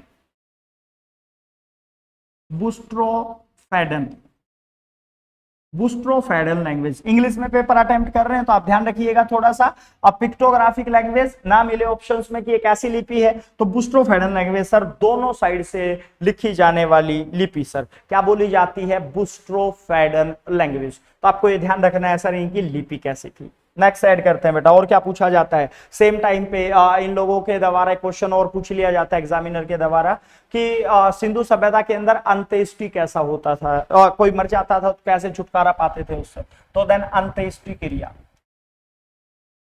सर, अंत्येष्टि क्रिया सिमेट्री प्रोसेस क्या होता था। देखो सबसे पहले कोई मर जाता था तो सर पहला ऑप्शन जो हमें एविडेंस मिला है देन वो समाधि ब्यूराइल सर। सेकंड ध्यान रखना एक होता था आंशिक समाधि, ये भी ऑप्शन में मिल सकता है आंशिक समाधि सर। तीसरा ऑप्शन आपको मिल सकता है फ्यूरनाइल्स मतलब दाह संस्कार, और एक चौथा ऑप्शन आपको मिल सकता है सर डबल ब्यूराइल, इट मींस युगम समाधि। चार ऑप्शन मिल जाए सर। अगर सिंगल चूज करना पड़ जाए तो बेटा आप समाधि के साथ जाइएगा, ये रहा सर 99% सही आंसर होता है समाधि, ठीक है। बट अगर इसके बाद बात कर रहे हैं सर समाधि तो सही है सर। आंशिक समाधि क्या होता है, अच्छा समाधि क्या होता है वैसे, समाधि होता है सर ब्यूराइल्स, जैसे इस्लाम धर्म में करते हैं, आपका क्रिश्चियन में करते हैं सर, आप बॉडी आपका कॉफिन में बंद करके जमीन में गाड़ देते हैं, तो ये करते थे ये लोग, हमें एविडेंस मिला है लाइक R37 हड़प्पा से, इस पैटर्न से। आंशिक समाधि क्या होता था, बॉडी को छत पे रख देते थे, चील कौवे जिसको जो कुछ खाना है खा लेता था, कुछ दिन बाद बचा मिल गया तो लाके गाड़ देते थे, तो दिस आंशिक समाधि, जैसे आजकल यहूदीज करते हैं, ठीक है आजकल भी होता है सर। दाह संस्कार देन हिंदुइज्म में होता है, लकड़ियों में जला देते, ये ऑप्शन ये भी अवेलेबल था इस टाइम पे। युगम समाधि वर्ड को थोड़ा सा समझना, युगम समाधि वर्ड सर इसका मतलब तो ये तो कंफर्म है कि सर जोड़े में दफन किया जाएगा। अब देखो सर एक अपने हरियाणा के अंदर से बिरधाना जगह है फतेहाबाद में, इंडस वैली सिविलाइजेशन का पॉइंट। अब उस पॉइंट से एक आपका कंकाल मिले, एक युगम समाधि मिली जिसमें दो हैं सर, और ये कंफर्म हो गया सर एक मेल है एक फीमेल है। बट ये नहीं पता सर हमें, क्योंकि ये एक सिंगल एविडेंस ऐसा मिला है, इसमें ये भी नहीं कह सकते दोनों हस्बैंड वाइफ है सर, नहीं कह सकते हम, है ठीक है, प्रेमी प्रेमिका भी हो सकते हैं, भाई बहन भी हो सकते हैं, दो इकट्ठे मिले सर, एक मेल है और एक फीमेल है। अब ये जब मेल और फीमेल है तो देन युगम समाधि का एविडेंस तो मिल गया। एक लोथल से तुम्हें सुना होगा, लोथल से मिला हुआ है एक एविडेंस सर, एक आदमी है और एक ध्यान रखिएगा उसके साथ में देन एक कुत्ता है सर, ठीक है, तो ये भी युगम समाधि हो गया, ये भी युगम समाधि हो गया। तो डबल्स ब्यूराइल्स आप कह सकते हो, युगम समाधि का एविडेंस तो मिल गया सर, उपरोक्त सभी के साथ भी जा सकते हैं हम, बट यहां से अगर सिंगल चूज करना पड़ जाए समाधि सर। अब डबल ब्यूराइल जैसे ही हमें ये पॉइंट्स पता चला सर कि मेल एंड फीमेल की है, तो एक अंदर से आवाज आती है, एक वर्डिंग बोल रहा हूं उसको समझना सर, और कमेंट करके बताना क्या सा हुआ सर उसमें, या क्यों आपका हुआ, आंसर क्या है। युगम समाधि का मतलब एक वर्डिंग बोल रहा हूं वो समझना। मैंने कहा अगर अगले जन्म में वही पत्नी चाहिए तो साथ में दफना दिया जाता था, हो भी तो सकता है ना, अगले जन्म में वही पत्नी चाहिए तो साथ में दफना दिया गया। इस वर्डिंग से मेरी से दो पॉइंट निकल सकते हैं। फर्स्ट पॉइंट निकलेगा सर, और फर्स्ट पॉइंट निकला सर कि अगले जन्म में चाहिए, इसका मतलब पुनर्जन्म, और वही पत्नी चाहिए सर, पुनर्जन्म तो हो गया, वही पत्नी चाहिए तो इसका मतलब पत्नी दफन है, तो बेटा एक और वर्ड निकल के आएगा, वो है सती प्रथा। सर सती प्रथा क्या इस टाइम पे अवेलेबल थी इंडस वैली सिविलाइजेशन में, एविडेंस मिला कोई, और क्या पुनर्जन्म होता था, एविडेंस मिला हमें कोई, तो मैं आपको बता देता हूं सर पुनर्जन्म का एविडेंस हमारे पास इंडस वैली सिविलाइजेशन में है। कैसे सर, हमें जो भी समाधि मिली उसके साथ में, उस बॉडी के साथ में कुछ डेली यूज की चीजें मिली है, और डेली यूज की जब चीजें मिली हैं हमें, तो सर जैसे कोई राजा मिला सर, और राजा के साथ में क्या हो गया, उसके सोने चांदी के आभूषण वगैरह रखे हुए हैं, इसका मतलब क्या हो गया, जब सोना चांदी उसके साथ में रखा हुआ है तो वो सोचते होंगे ना कि अगले जन्म में यही चीज इसको वापस मिलेंगे आगे चल के, उसको तो पता नहीं मिले या नहीं मिले, बट हमारे पुरातत्व विभाग के पास सुरक्षित हैं सारे, ठीक है ना, तो आप ये ध्यान रखेंगे सर। बट एक क्वेश्चन और निकल सकता है, सती प्रथा होती थी या नहीं होती थी। बेटा एक चीज देखो, अगर होती तो सर याद रखेंगे ये एविडेंस हमें बहुत सारे मिलते, बट मैंने कहा सर सिंगल मिला एविडेंस। अगर ये सिंगल एविडेंस मिला है हमें तो सीधी सी बात है सर, सिंगल एविडेंस हमें ये मिला है तो हम ये प्रूव नहीं कर सकते कि सती प्रथा होती थी, तो आप इसको डिनाई करेंगे। इंडस वैली सिविलाइजेशन में सती प्रथा नहीं थी, आप ध्यान रखेंगे, पुनर्जन्म में बिलीव करते थे। ये चीज आपको साथ लेके चलनी है आगे। तो सर अंत्येष्टि क्रिया कैसे होती थी, उपरोक्त सभी आ जाए तो वो सही है, अदरवाइज सिंगल आए तो समाधि के साथ जाना। नेक्स्ट नोट करिएगा। इसके बाद सिंधु सभ्यता, भाई फैलाव कैसे था उसका, बेटा ध्यान रखिएगा। सिंधु सभ्यता कहां तक फैली हुई थी, तो बेटा उसका फैलाव लिख सकते हो। पहली बात, फैलाव इसका ट्रायंगुलर है सर, ट्रायंगुलर, ध्यान रखिएगा। क्या किस शेप में फैली हुई है, ये ट्रायंगुलर शेप में, यानी कि सिंधु सभ्यता का जो फैलाव है वो त्रिभुजाकार है। त्रिभुजा, त्रिभुजा आकार सर, तो त्रिभुजा आकार में फैली हुई सभ्यता है, त्रिभुजाकार में फैली हुई है। बट बेटा एक चीज मैं बता दूं, त्रिभुजाकार में है, लेकिन 4 पॉइंट्स पूछे जाते हैं सर। नॉर्दर्न पॉइंट कौन सा इंडस वैली सिविलाइजेशन का, साउदर्न पॉइंट कौन सा है, ईस्टर्न कौन सा है, और ये साउदर्न ये हो गया, ये वेस्टर्न हो गया। मतलब त्रिभुजाकार में थी, 4 पॉइंट आपसे पूछे जाते हैं, कौन सा पॉइंट कहां पे है। सर ऊपर की साइड हमेशा नॉर्थ होता है, तो ये वाला पॉइंट सर सिंधु सभ्यता का नॉर्दर्न पॉइंट है, नाम है सर, लिखिएगा मांडा। वेयर इज मांडा, सर ये लोकेशन जम्मू कश्मीर में, मतलब जम्मू कश्मीर में नॉर्थ डायरेक्शन में मांडा तक ये सभ्यता फैली हुई है। बट अगर हम यहां पे बात कर रहे हैं सर सिंधु सभ्यता का साउदर्न पॉइंट, साउथ में कहां तक फैली हुई थी, तो साउदर्न आप ध्यान रखिएगा बेटा, साउदर्न पॉइंट है दयामाबाद या भगत राव, आप समझ आया होगा सर, दयामाबाद ये है southern point sir, Daimabad then south में, और where is Daimabad, then Maharashtra में सर, यहां तक फैली हुई है सर, ठीक है। पूर्व में कहां तक फैली हुई है सर, ईस्टर्न पॉइंट, तो मैं बता दूं दिस ये है अतरंजी खेड़ा यूपी मेरठ के आसपास, दिस आलमगीर है, सॉरी आलमगीर, आलमगीर यूपी तक मेरठ। और सर अगर पश्चिम में बात करें तो पश्चिम में कहां तक फैली हुई है ये, देन याद रखेंगे सुप्तक गंडोर,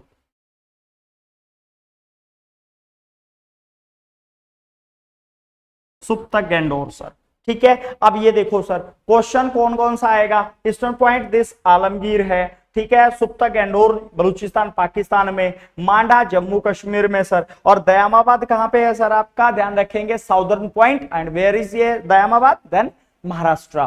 तो ये चीज आपको थोड़ी सी ध्यान रखनी है, फैलाव किस पैटर्न से है, ठीक है, नॉर्दर्न पॉइंट कौन सा हो गया, वगैरह वगैरह वगैरह वगैरह। नेक्स्ट बात कर रहे हैं सर, सिंधु सभ्यता पहले थी आज नहीं है, डिक्लाइन रीजन क्या है इसका, देखिएगा पतन का कारण।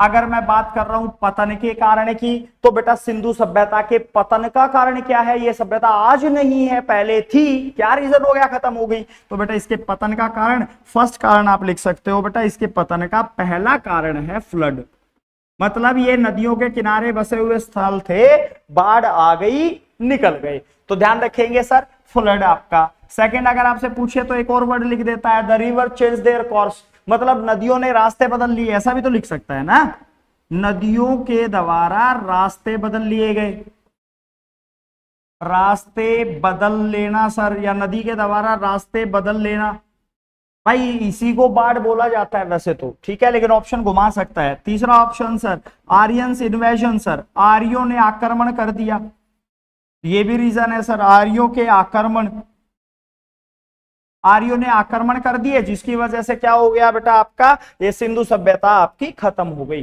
तो सिंधु सभ्यता उपरोक्त सभी दे दे तो सही है सर, अदरवाइज आप 99% किसके साथ जाएंगे, फ्लड के साथ जाएंगे, कि सिंधु सभ्यता जो है वो पतन का कारण सर बाढ़ है, बाढ़ आई, नदियों के किनारे बसे हुए थे, सिंधु सभ्यता का पतन हो गया। तो ये पॉइंट्स आपको थोड़ा सा ध्यान रखना है, पतन रीजन क्या था।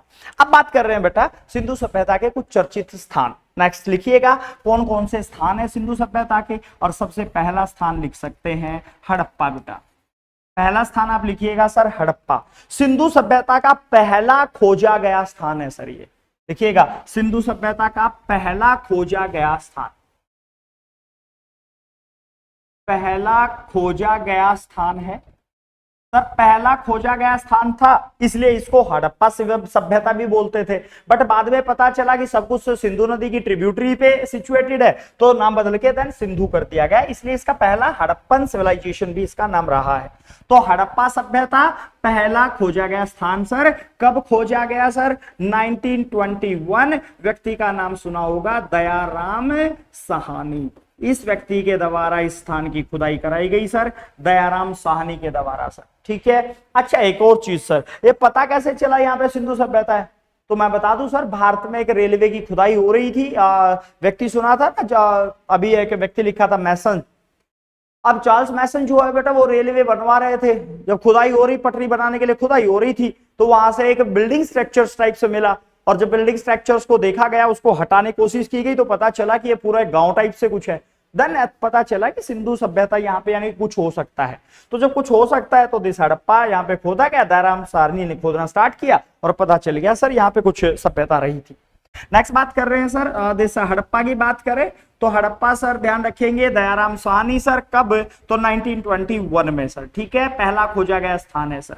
हड़प्पा शब्द का मतलब क्या होता है, किस नदी के किनारे है? तो आप लिखिएगा बेटा, ये नदी की बात करें तो हड़प्पा शहर सर रावी नदी के किनारे है, और रावी नदी के भी लेफ्ट साइड में। ठीक है, रावी नदी के लेफ्ट साइड में। जगह कहां पे है अगर पूछे आपसे, तो हड़प्पा स्थान कहां पे है बेटा? मोंटगोमेरो में है। लिखिएगा Montgomery. Where is Montgomery sir? Montgomery की बात करें तो बेटा ये पाकिस्तान में है फिलहाल, लाहौर के पास रावी नदी के किनारे मोंटगोमेरो पाकिस्तान में सर। उसके बाद इस वर्ड का मतलब क्या है? हड़प्पा शब्द का मतलब होता है फूड ऑफ शिवा बेटा, फूड ऑफ शिवा सर। ये हड़प्पा शब्द का मतलब है फूड ऑफ शिवा। तो ये पॉइंट्स आपको ध्यान रखना है कि इसका वर्ड का मतलब क्या है। नेक्स्ट सर, यहां से फोसिल्स क्या क्या मिले सर?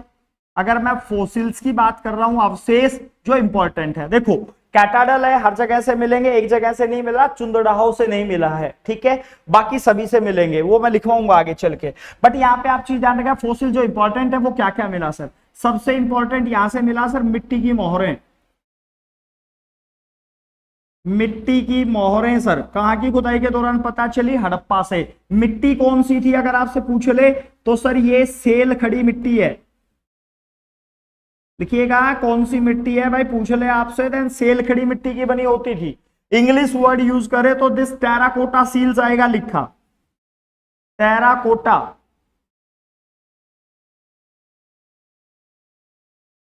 टेराकोटा सील क्या होता है? टेराकोटा सील, टेराकोटा मतलब होता है बेटा जब मिट्टी का बना करके आग में पका दिया जाता था इसको, तो देन टेराकोटा सील हो गया सर ये। ठीक है, तो सील्स कैसी थी सर? टेराकोटा सील सी।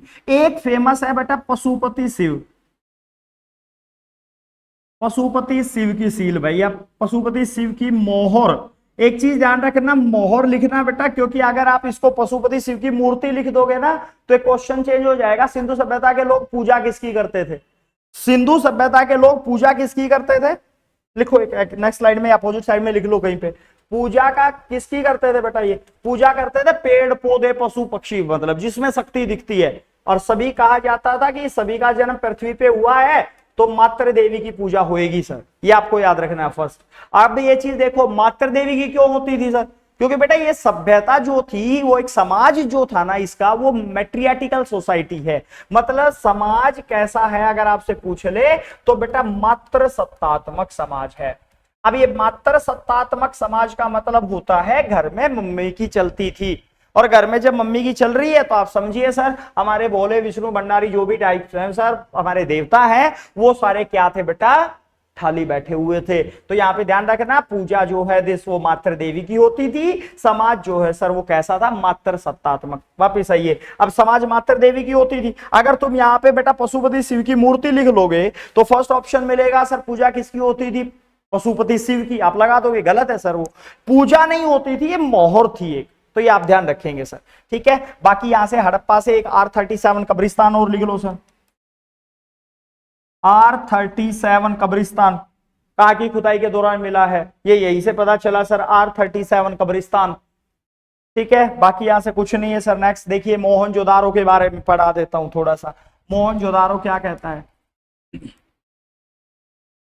मोहनजोदड़ो सर या मोहनजोदारो, हिंदी में अगर हरियाणा में बात कर रहे हो तो या हिंदी में बात करें तो मोहनजोदड़ो। इंग्लिश वर्ड है बेटा मोहनजोदारो, क्योंकि हरियाणा वालों से अच्छी इंग्लिश की ऐसी तैसी कोई नहीं कर सकता। हरियाणवी इंग्लिश अलग होती है ना बेटा। हाउ डू यू डू रहे फाइन सू, मतलब ये अलग होता है सर। तो मोहनजोदारो सर जगह कहाँ पे, इस वर्ड का मतलब क्या है, खुदाई कब हुई, मैं बता देता हूं। मोहनजोदारो जगह की खुदाई हुई सर 1922 में राखल दास बनर्जी के द्वारा। आप पूरा नाम लिखिएगा सर, राखल दास बनर्जी, आरडी बनर्जी सर। कहां पे स्थान है, तो स्थान लिख लेना बेटा, ये लरकाना, लरकाना जगह सिंध प्रांत पाकिस्तान में है ये भी। सर कौन सी नदी के किनारे सभ्यता थी, तो देन सिंधु नदी भाई, वो वहां पे रावी नदी के लेफ्ट साइड में है, तो ये बेटा वो ध्यान रखेंगे, ये राइट साइड में है, रावी नदी के राइट साइड में सर मोहनजोदारो। मोहनजोदारो शब्द का मतलब क्या होता है, तो बेटा इसका मतलब होता है mounts of dead. Mounts of dead का मतलब सर मृतकों का टीला। माउंट्स ऑफ डेड का मतलब क्या है सर, मृतकों का टीला सर। ये सभ्यता एक बार बसी सर, फिर डिस्ट्रॉय हो गया फ्लड के कारण, फिर वहीं बसे, फिर डिस्ट्रॉय हो गया, इस पैटर्न से सर माउंट्स ऑफ डेड बोला जाता है, मृतकों का टीला बोलते हैं इसको। ओके, उसके बाद बात कर रहे हैं सर मोहनजोदारो से फोसिल्स क्या क्या मिले। पहला फोसिल्स आप लिखिएगा सर, यहां से जो इंपॉर्टेंट है वही बता रहा हूं सर, ठीक है, ज्यादा ड्रामेबाजी हम यहाँ पे नहीं करेंगे, पेपर नजदीक है तो मैं आपको बता देता हूं सबसे इंपॉर्टेंट क्या मिला यहां से मोहनजोदारो से। सर कैथेड्रल वगैरह हर जगह से मिलेंगे। ग्रेट बाथ फर्स्ट मिला, वृहत सर वृहत स्नानागार, ग्रेट बाथ फर्स्ट। सेकंड जो इंपॉर्टेंट है, ग्रेट ग्रेनरी गोडाउन, वृहत अन्नागार सर, ग्रेट ग्रेनरी गोडाउन अनाज भंडार गृह। और मैं बता देता हूं यही जो एक गोडाउन है, गोदाम है सर अनाज भंडार करने का, ये पूरी सिंधु सभ्यता में सबसे बड़ी बिल्डिंग है। तो क्वेश्चन कैसे पूछा जाएगा, क्वेश्चन पूछा जाएगा सिंधु सभ्यता के अंदर सबसे बड़ी बिल्डिंग जो है वो कहां की खुदाई के दौरान मिली और कहां से, यही सबसे बड़ी बिल्डिंग है सर मोहनजोदारो से मिली है। तीसरा लिखो सर, इसके बाद तीसरा लिखिएगा सर, वृहत स्नानागार हो गया, वृहत अन्नागार हो गया। तीसरा लिखो, then bronze made a girl dancing statue, बेटा कांस्य निर्मित नर्तकी की मूर्ति, नर्तकी की मूर्ति सर कहां की खुदाई के दौरान पता चली है बेटा, ये तो कांस्य निर्मित नर्तकी की मूर्ति। एक क्वेश्चन क्लियर कर लेना बेटा, जब कांस्य निर्मित नर्तकी की मूर्ति आपके माइंड में घूम रहा है ना वर्ड, तो एक पॉइंट्स आपके माइंड में और आ रहा होगा, सर ऐसी स्टैचू तो हमने देखी हुई है, कहां पे, नटराज देखा होगा, एक नटराज स्टैचू ज्योमेट्री बॉक्स में आप कहीं पे पेंसिल्स वगैरह पे, तो नटराज स्टैचू बोला हमने देखी हुई है सर। मैं आपको बता दूं बेटा, नटराज स्टैचू और इसमें डिफरेंस है। नटराज स्टैचू भगवान शिव की स्टैचू है तांडव फॉर्म्स में, बट यहां पे जो कांस्य निर्मित एक नर्तकी यानी कि एक लड़की की स्टैचू है, तो इन दोनों स्टैचूज में फर्क है। अगर आपसे पूछा जाए भाई कि नटराज स्टैचू का संबंध किससे है, सर नटराज मूर्ति जो है वो भगवान शिव की मूर्ति है, शिव को बोलते हैं ना नटराज, तो पहली बात तो ये भगवान शिव की स्टैचू है। दूसरा अगर मैं यहां से बात करूं बेटा, इस नटराज स्टैचू का जो संबंध है वो कहां से है, नटराज स्टैचू का हमारा जो रिलेशन है वो याद रखेंगे चोल डायनेस्टी से है, ऑफिशियल लोगो ऑफ चोलाज, मतलब चोल वंश का ये ऑफिशियल लोगो था सर, ध्यान रखेंगे। तो नटराज स्टैचू अलग है बेटा, और अगर हम बात करें कांस्य निर्मित नर्तकी की स्टैचू अलग है। नेक्स्ट देखो बेटा, इसके बाद और क्या मिला है, देन आप ध्यान रखेंगे एक प्राइस्ड किंग माउथ स्टैचू है बेटा, जिसकी नाक टूटी हुई है, ठीक है। एक स्टैचू मिली है सर, एक मुंह की स्टैचू यानी कि एक मुखोटा मिला है, दिस मुखोटा जिसकी नाक टूटी हुई है सर, नाक टूटी हुई है सर, नाक टूटी हुई नाक है सर, ध्यान रखेंगे। एक मुखोटा मिला है सर यहां से, ठीक है, प्राइस्ड किंग कोई स्टैचू है मुंह का और उसकी नाक टूटी हुई है, तो ध्यान रखेंगे आप सर। और क्या मिला सर यहाँ पे, आप लिख सकते हो दिस कांस्य निर्मित हो गया साइन ऑफ स्वास्तिका, ये वाला सर अपना जो सथिया बोलते हैं सर, साइन ऑफ स्वास्तिका, ये कहां से की खुदाई के दौरान पता चला है, ये सर आपका मोहनजोदारो की ही खुदाई के दौरान पता चला। Then sign of swastika, bronze made a girl dancing statue, ठीक है, priest king mouth statue, this नाक टूटी हुई है जिसकी, वृहत अन्नागार, वृहत स्नानागार, ये कहां की खुदाई के दौरान पता चला है अगर आपसे पूछ लिया जाए तो बेटा ये कहां की खुदाई के दौरान, देन आपका मोहनजोदारो की खुदाई के दौरान। बाकी ऐसा कुछ नहीं है यहां से। नेक्स्ट प्लेस लिखिएगा सर फटाफट से, लोथल, और लिख लो लोथल सर, पहला क्वेश्चन कहाँ पे है जगह, तो ये ध्यान रखिएगा गुजरात में है भाई, जगह गुजरात में है। लोथल शहर कौन सी नदी के किनारे है, तो दिस भोगवा सिटी के किनारे, सॉरी भोगवा नदी के किनारे होता था सर। लोथल की अगर मैं बात कर रहा हूं तो एक चीज और देखो, गुजरात भोगवा नदी के किनारे। लोथल शब्द का मतलब खुदाई किसने कराई सर इसकी, इसकी खुदाई करवाई है SR राव सर, अप्रोक्स 1953-54 में सर। शब्द का मतलब क्या होता है, लोथल शब्द का मतलब होता है, ध्यान रखेंगे, dockyard. Dockyard stand for harbour, HARBOUR sir, harbour sir. और हिंदी बोल रहे हैं तो देन बंदरगाह बोल सकता है, देन बंदरगाह, या बेटा एक और बोल सकता है, देन पतन लिख सकता है वर्ड वो, ठीक है। तो दिस एक वर्ड और हो सकता है पतन, पतन भी यही होता है सर, बंदरगाह को बोलते हैं पतन। तो डॉकयार्ड्स यानी कि लोथल जो है वो बेटा गुजरात की लोकेशंस भोगवा नदी के किनारे गुजरात में है, एक बंदरगाह होने का प्रमाण देती है। अवशेष क्या क्या मिला सर यहां से, सबसे पहले लिखो चेस, कहां की खुदाई के दौरान पता चला सर, लोथल से। सेकंड आपसे पूछा जाए तो आप ध्यान रखिएगा सर, एक तो बंदरगाह होने का प्रूफ, कहां की खुदाई के दौरान, यहीं से। तीसरा हाथी के पालतू पशु होने का प्रूफ, हाथी के पालतू पशु होने का प्रूफ सर। नेक्स्ट लिखो सर, लोथल से क्या पता चला है, एक ध्यान रखिएगा बेटा, चावल के अवशेष,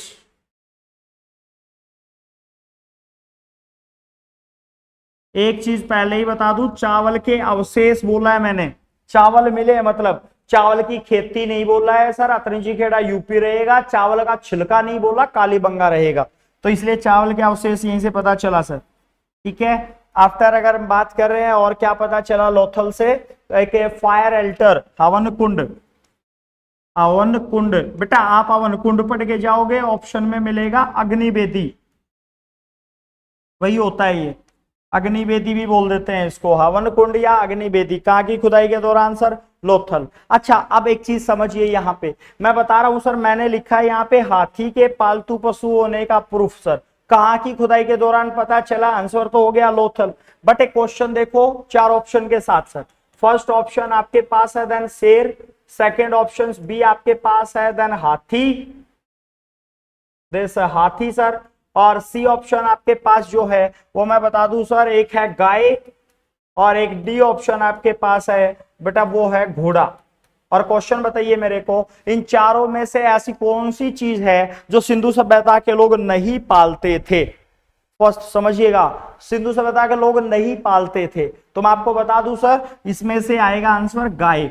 सिंधु सभ्यता को के लोग गाय को छोड़कर अन्य सभी पशु पालते थे, ध्यान रखिएगा, गाय नहीं पालते थे, बट कुबड़ वाला सांड, कुबड़ वाला सांड अति प्रिय पशु था, ये ध्यान रखिएगा बेटा, गाय को नहीं पालेंगे, कुबड़ वाला सांड अति प्रिय पशु रहेगा इसका। हाँ एक चीज ध्यान रखना, खुद का दिमाग मत दौड़ाना, क्योंकि फर्स्ट ऑप्शन शेर है, अंदर से आवाज आ जाती है सर ये भी कोई पालने की चीज है, नहीं पालते थे सर, हाथी पालते थे, घोड़ा था ही नहीं, पालते नहीं होंगे, ज्यादा दिमाग यूज नहीं करना, ये तभी जाएंगे जब सीओडी इकट्ठा करके देना है, क्योंकि उसने स्पेशल बोला है पालते किसको नहीं थे सर, गाय को, किस पशु को जानते नहीं थे सर, देन घोड़ा जाना है, आप ही सही है सर, लोथल्स, बाकी कुछ लेना देना नहीं। अगला जगह लिखो सर, इसके बाद नेक्स्ट लिखिएगा, अगली जगह अगर मैं बात कर रहा हूं तो नेक्स्ट आप प्लेस यहां पे लिखिएगा सर, कालीबंगा,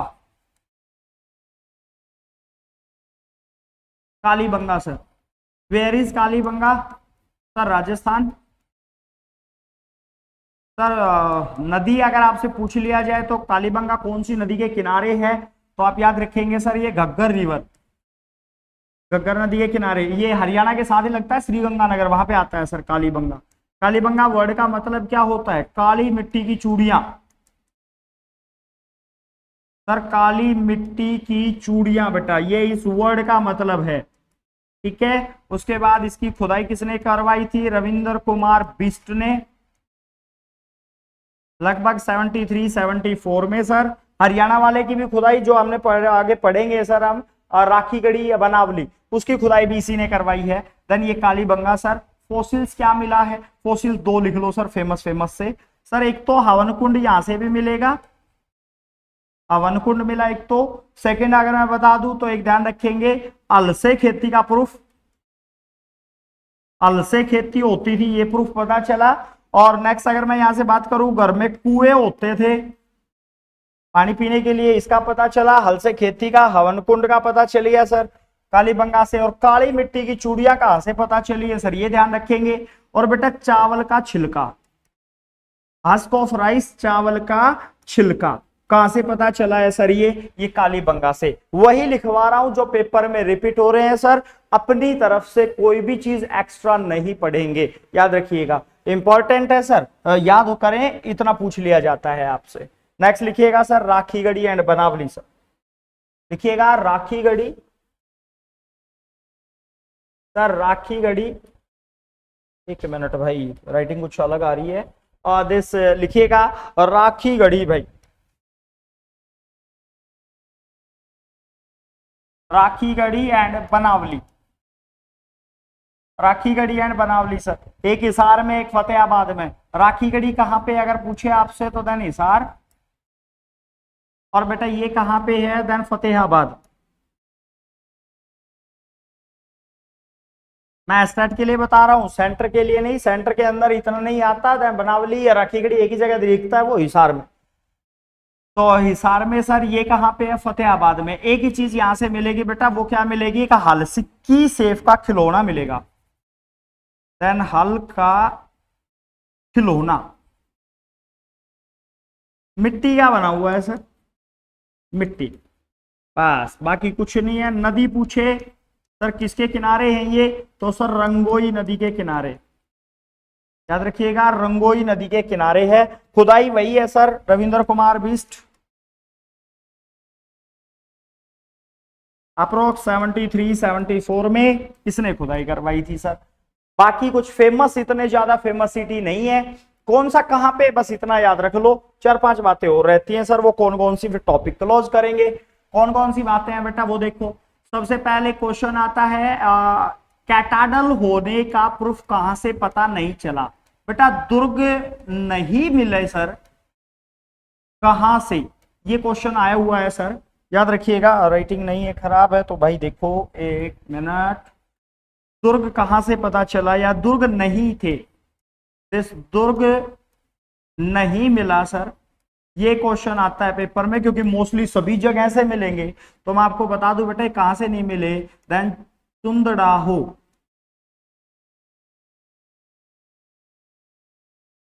चंदुड़ाहो से सर, यहां पे ध्यान रखिएगा, चुंदड़ाहो से नहीं मिला।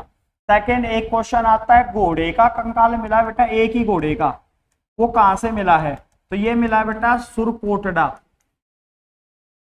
सुरकोटड़ा से, ठीक है। उसके बाद एक क्वेश्चन आता है सर आपका, जैसे रोपड़ जगह कहां पे सिंधु सभ्यता से संबंधित, तो मैं बता दूं पंजाब सतलुज नदी के किनारे पर है, ठीक है। इसके अलावा क्वेश्चन बनता है, पहला पालतू पशु कौन सा था, पहला पालतू पशु सर कुत्ता, ठीक है। उसके बाद बात करें तो पहली धातु, पहली धातु पढ़ा था हमने थोड़ा देर पहले सर, तांबा।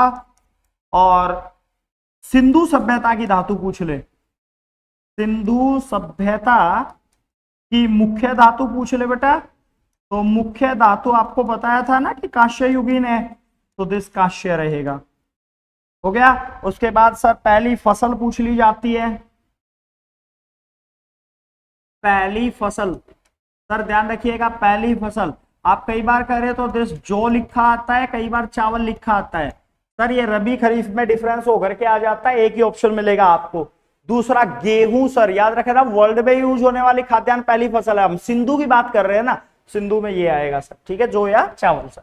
उसके बाद पहली फसल हो गया, पहला आपका धातु हो गया, पहला पालतू पशु कुत्ता रहेगा, ठीक है। बाकी इंडस वैली सिविलाइजेशन से ऐसा कुछ नहीं आता है सर, ठीक है। इतना ही याद करेंगे, ठीक है। कंटिन्यू क्लास रहेगी, 2 मिनट के ब्रेक के बाद मिलते हैं।